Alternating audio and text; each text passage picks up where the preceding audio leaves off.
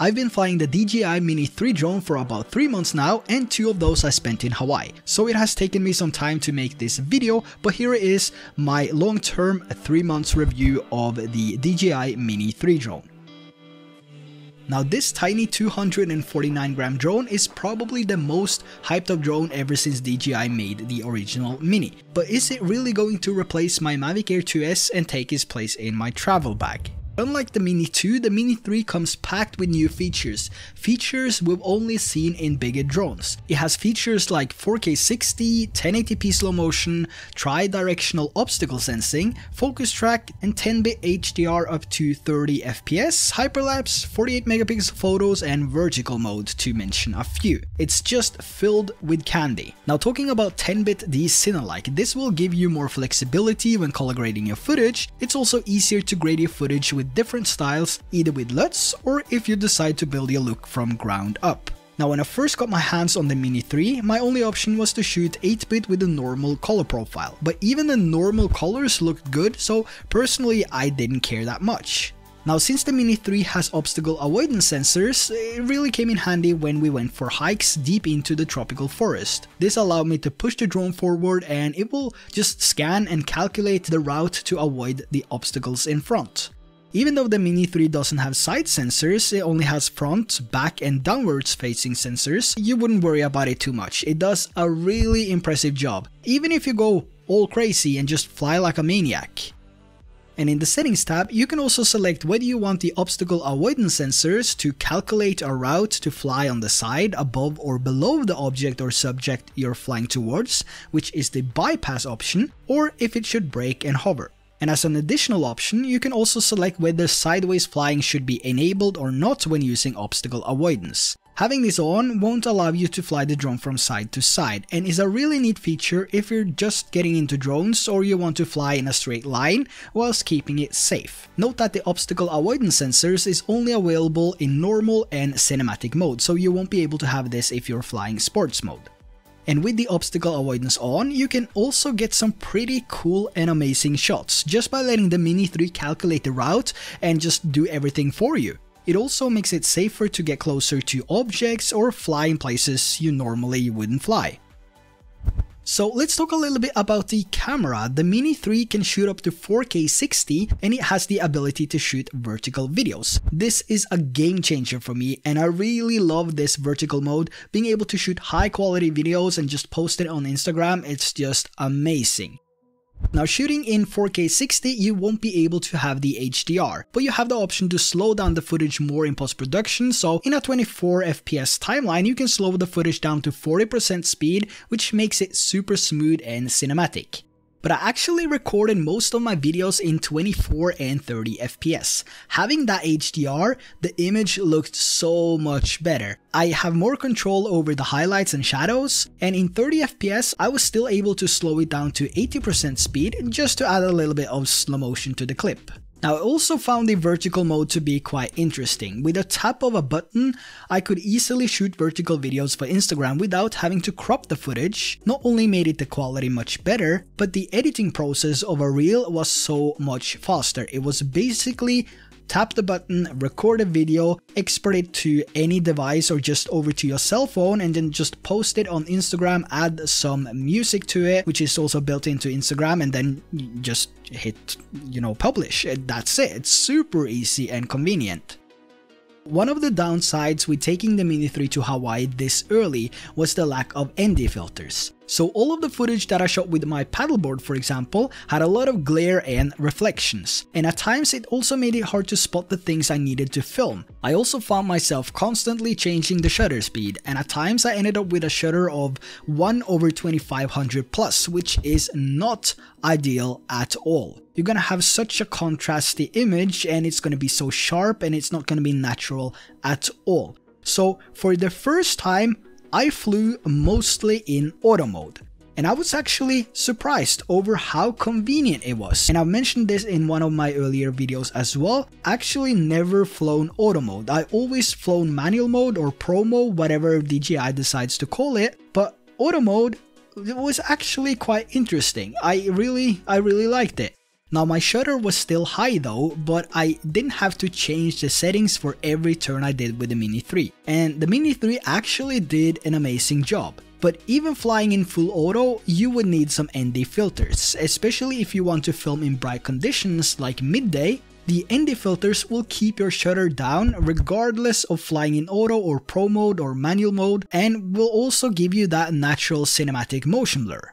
Now we finally have some ND filters on the market from different companies. Personally, I have some favorites which I always reach out to for ND filters. The one that I use here with my Mini 3 is the ND filter by Freewell. And thanks to DJI, the filters are now so much easier to place. You just turn the stock filter, take it off, select the ND filter you want to put on, place it on the lens and just twist, and that's it. It's so much faster than before and it feels so much safer.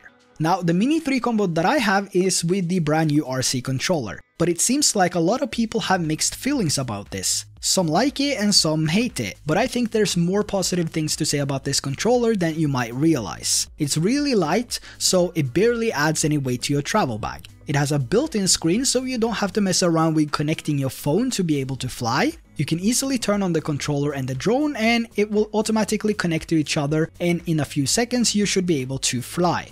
Now, one of the things you need to keep in mind though is this tiny drone does not have any internal fan, which can help it cool. So it can get really hot. Really hot.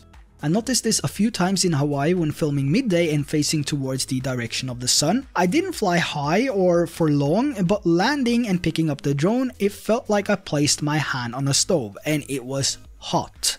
I also noticed some lens fog, which kinda ruined some of my shots. This could either be the same issue which happened with a few other early models, or because of the extreme heat and me flying towards the sun. It's most likely the last one, as I haven't experienced the same issue here in Norway. But if you happen to see your image getting brighter without changing any settings, this could be a warning sign and you should land and check your lens. Let me know down in the comment section below if you have experienced any similar issues with lens fog, and where were you flying when you experienced this issue. Now let's talk a little bit about the battery life. If you already have a drone or looking to get a drone, whether this is your first or the 5th drone that you own, battery life is really important. On the Mini 3 it says 34 minutes of flight time, but this is in optimal conditions, most likely indoors just hovering in the air using settings that drains the least amount of battery. What I got was an average flight time of around 26 minutes, depending on how I was flying and how far. Flying this in the forest, I peaked at 29 minutes. There was no wind and I was only flying slow and not far away from where I was standing, so this was the closest I got to optimal conditions. Pushing the drone and flying all crazy in sports mode, I was all the way down to about 20 minutes at times. Only having one battery, that really sucked. But for the average user, flying and recording a little bit of everything, like a few slow motion shots, some 4K 60, 4K HDR, a few quick shots, hyperlapses, and some tracking, and also considering the time it takes to come back and land your drone, I would say about 24 to 26 minutes depending on how you fly, how hard you are on the stick, and if you're gonna fly out, how much you fly in sports mode, and so on. It's enough for most people, including myself, and the charge time of a single battery is about 60 minutes, so getting a few extra batteries wouldn't hurt. Now the Flymore kit that I have here comes with a charging hub and 2 extra batteries, and is a must-have if you ask me. It was a bummer that I couldn't get my hands on a Flymore kit in Hawaii, though I think it was awesome that I was the first ever to capture some cinematic shots in Hawaii with the DJI Mini 3, so I can live with the fact that I didn't manage to get a Flymore kit when staying in Hawaii. So one of the things I've struggled with when traveling to Hawaii in the past is signal loss. I've lost one drone because of this and almost lost another. I don't know if it's the mountains that mess around with my signal or if I just keep getting bad products. So bringing this brand new Mini 3 to Hawaii, I didn't really know what to expect. But I knew that the island of Oahu didn't have any in stock and they were expected to be available between August and September. Now I know there has been a lot of signal issues reported with this controller, and some of you have reported issues just after a few hundred meters. I've also done a comprehensive test with this RC controller to see if I had any issues with the model I received. I'll leave that video down in the description below if you want to check it out. but from all the flying I've been doing in Hawaii, I didn't really have any problems. I rarely flew longer than 1000 meters, and the worst I had was 2 bars of signal drop for half a second, and that's it. Now the RC controller doesn't have any external antennas, these are built into the front of the controller itself, so you would have to point this directly towards the drone to get the best and most stable signal. But overall, it's a great drone for beginners as well as professionals, considering the drone restrictions and the places you can't fly with a bigger drone. This Mini 3 would be the perfect companion. It basically has everything you need: 4K 60, 4K HDR, decent like 10-bit, slow motion and tracking. The obstacle avoidance sensors will keep your drone safe, and you basically don't have to worry about anything when you're flying. Now the Mini 3 is of course pretty new, and the same goes with the RC controller, and with new firmware updates it will just get better. Now for me, traveling half the world, it has been the perfect travel drone. It has everything I need to create content, even vertical mode for crispy, high quality Instagram reels. You will see more of this drone in my Hawaii video, which is coming later. So I couldn't recommend this drone more, it's just perfect, or as perfect as it can get. So if you haven't got a Mini 3 already and you're looking into getting a drone, you should definitely consider getting one if they have one in stock nearby. And on the way, make sure to pick up one of the filter packs from Freewell. Now if you already own a Mini 3, let me know down in the comments below how's your experience, and have you or have you not experienced any issues with the Mini 3 itself or the RC controller. I hope you enjoyed today's video, and if you found it helpful, consider hitting that subscribe button. Until next time, take care and I'll see you soon.